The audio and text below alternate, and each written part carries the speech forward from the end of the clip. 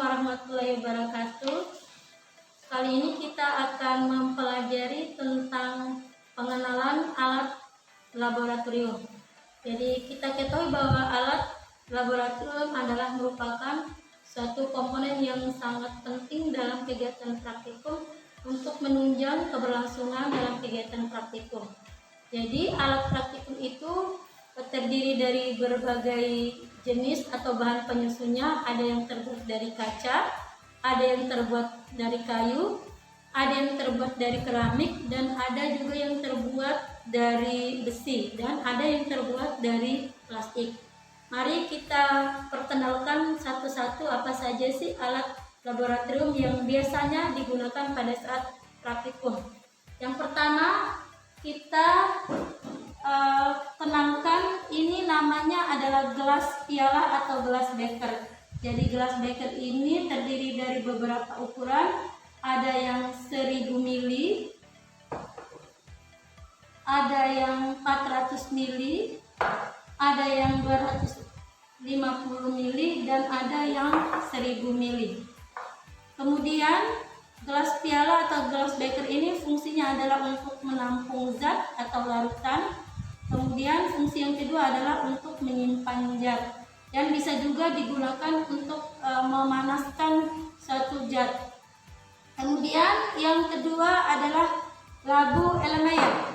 Labu Erlenmeyer kemudian dengan volume 1000 mili, volume 500 mili, dan volume 250 mili. Fungsinya yang pertama untuk menampung larutan dan menyimpan larutan agar tidak mudah tumpah. Kemudian yang kedua adalah sebagai tempat untuk mencampur atau mentitrasi larutan agar dapat ditetapkan volumenya sesuai dengan volume yang kita butuhkan. Kemudian yang ketiga adalah untuk mengukur volume bahan kimia yang sifatnya cair dengan ketelitian yang rendah. Yang ketiga adalah gelas ukur. Nah, gelas ukur ini terdiri dari beberapa ukuran.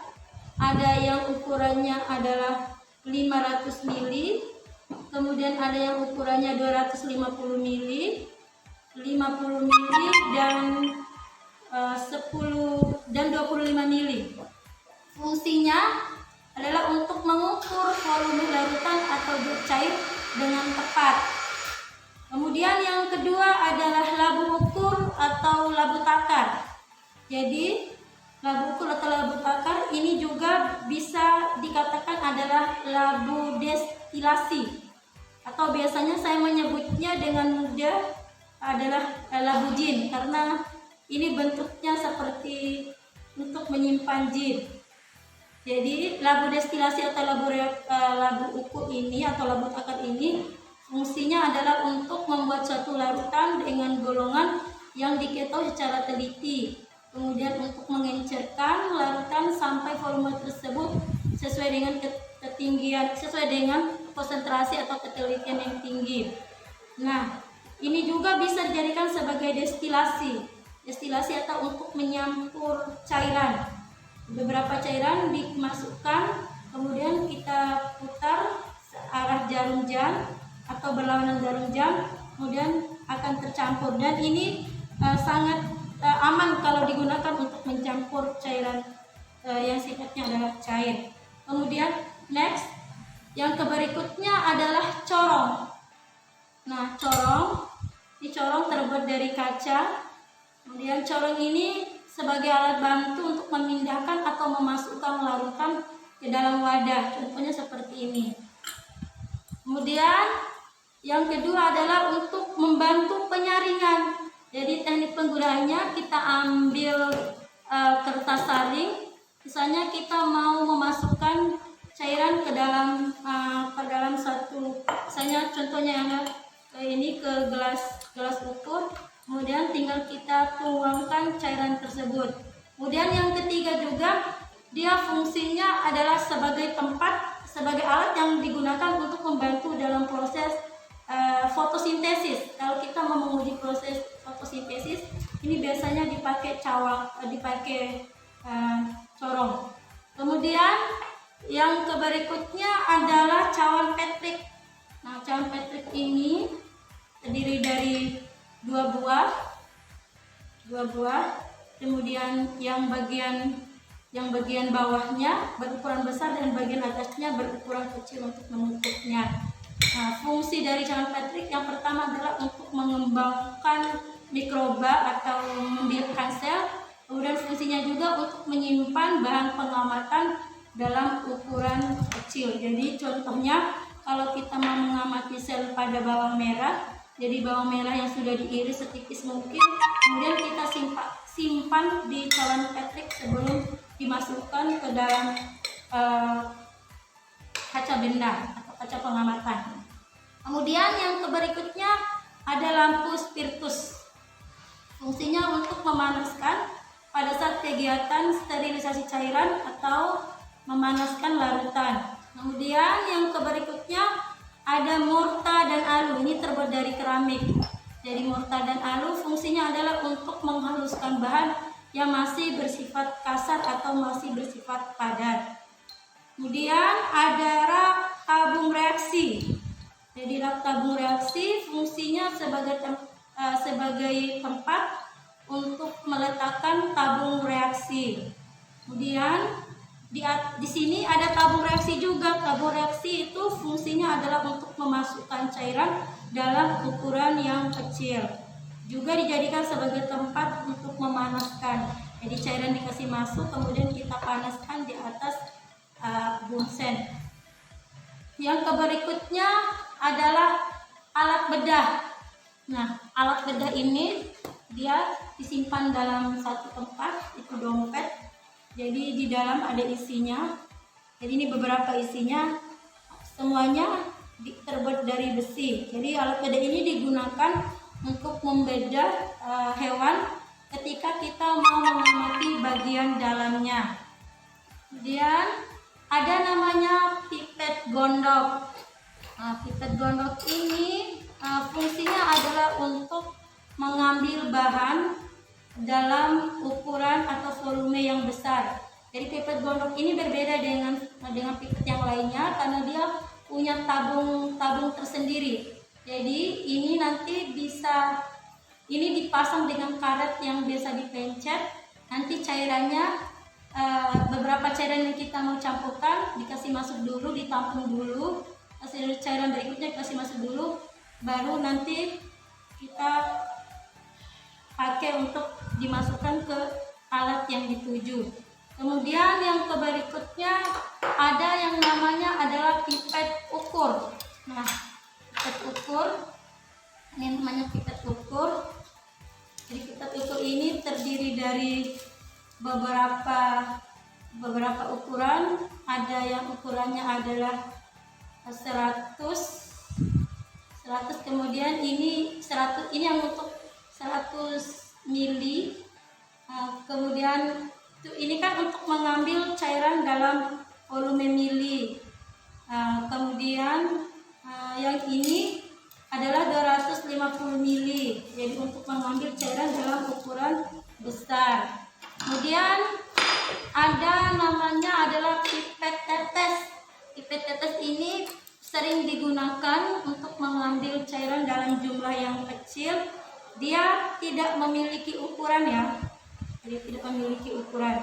Kemudian yang berikutnya adalah batang pengaduk. Nah, batang pengaduk atau spatula. Jadi batang pengaduk ini fungsinya adalah untuk mengaduk larutan.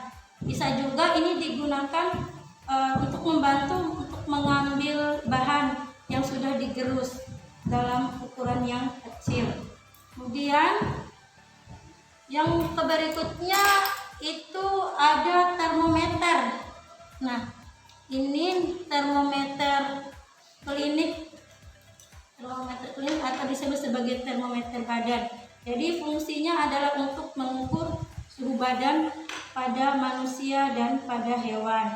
Kemudian yang berikutnya adalah termometer untuk mengukur cairan jika dipanaskan atau didinginkan. Ini fungsinya untuk mengukur cairan ya. Misalnya ada cairan yang kita didihkan atau kita panaskan, kita ukur berapa suhunya. Atau ada cairan yang didinginkan atau dibekukan, kita ukur berapa suhunya. Kemudian yang berikutnya ada termometer alkohol berwarna merah. Ini fungsinya untuk mengukur suhu pada larutan. Kemudian berikutnya next ada lup. Lup ini atau disebut kaca pembesar untuk melihat benda agar terlihat lebih besar. Jadi kita mau melihat beberapa organ untuk lebih detailnya itu bisa menggunakan lup, tapi ketelitiannya kurang jika dibandingkan menggunakan mikroskop. Kemudian berikutnya ada respirometer yang terbuat dari kaca. Jadi yang terbuat dari plastik ini adalah papan respirometer. Fungsinya adalah respirometer ini digunakan ketika kita menguji laju respirasi baik pada hewan serangga maupun pada tanaman, contohnya pada kecambah. Jadi yang warna biru ini terbuat dari plastik itu adalah papan respirometer, fungsinya untuk menyimpan respirometer pada saat pengamatan. Kemudian berikutnya ada penjepit. Penjepit ini terbuat dari kayu ya. Jadi penjepit ini fungsinya adalah untuk mengambil bahan yang untuk mengambil gelas tabung reaksi ketika dipanaskan. Jadi ketika dipanaskan atau mau dipanaskan, tinggal diambil dengan menggunakan penjepit. Ini fungsinya untuk membantu agar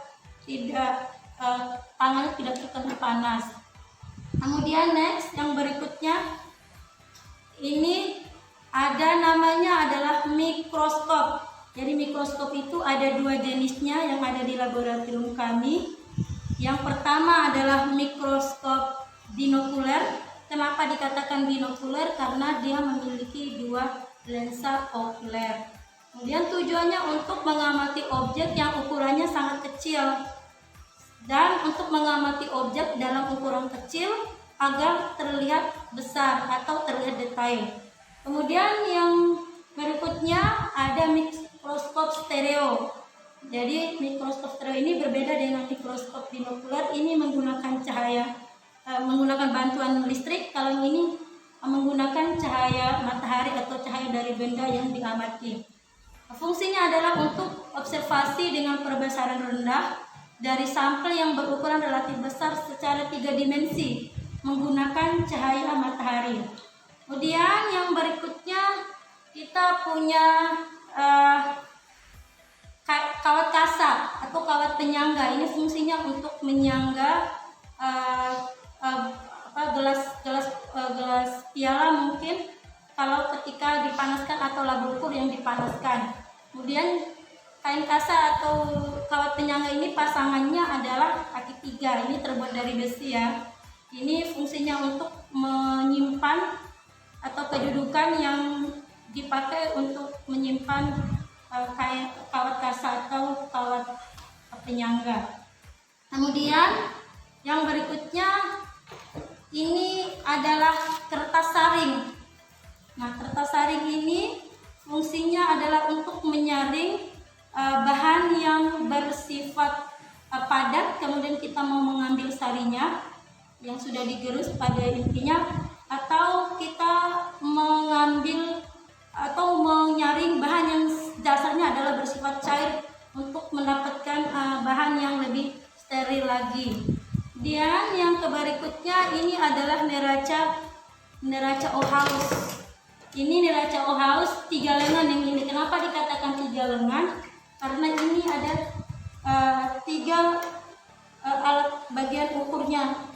Nanti ini fungsinya untuk mengukur massa benda atau menimbang massa benda. Tinggal massa bendanya disimpan di atas, tinggal kita gerakkan bagian ukurnya. Kemudian kalau yang ini disebut juga dengan neraca Ohaus lengan. Ini ada 2 lengannya ya. Ada 2 lengannya. Fungsinya sama seperti yang sebelumnya. Ada 2 lengannya karena 2 alat ukurnya. Tapi ini biasanya digunakan untuk mengukur beberapa bahan yang sifatnya adalah padat. Contohnya untuk mengukur berat kecambah. Kalau yang ini bisa digunakan untuk mengukur beratnya belalang atau untuk mengukur beratnya suatu bahan yang sifatnya adalah bubuk. Jadi itulah beberapa alat yang bisa saya perkenalkan hari ini beserta dengan fungsinya. Semoga ini bermanfaat dan bisa dijadikan sebagai sumber belajar. Saya akhiri, terima kasih. Wabillahi taufik wal hidayah. Assalamualaikum warahmatullahi wabarakatuh.